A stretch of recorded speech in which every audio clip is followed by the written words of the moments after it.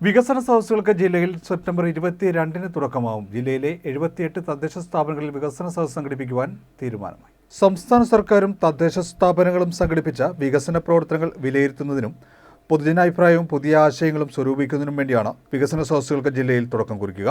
September 22-ന് October 20-നകം ജില്ലയിലെ 78 തദ്ദേശ സ്ഥാപനങ്ങളിൽ വികസന സദസ്സുകൾ പൂർത്തീകരിക്കും. ജില്ലാ പഞ്ചായത്ത് പ്രസിഡന്റ് KG രാജേശ്വരിയുടെ അധ്യക്ഷതയിൽ ജില്ലാ പഞ്ചായത്ത് കോൺഫറൻസ് ഹാളിൽ സംഘടിപ്പിച്ച തദ്ദേശ സ്ഥാപന പ്രസിഡന്റുമാരുടെ യോഗത്തിലാണ് തീരുമാനം.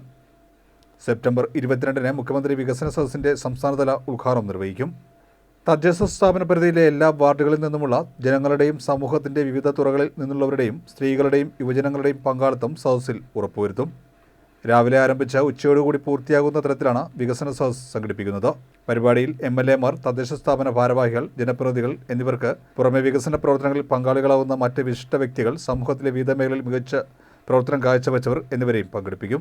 സദസ്സിൽ വെച്ച് അതത് തദ്ദേശ സ്ഥാപനത്തിന്റെ വികസന നേട്ടങ്ങൾ ഉൾപ്പെടുന്ന പ്രോഗ്രസ് റിപ്പോർട്ട് പ്രകാശനം ചെയ്യും.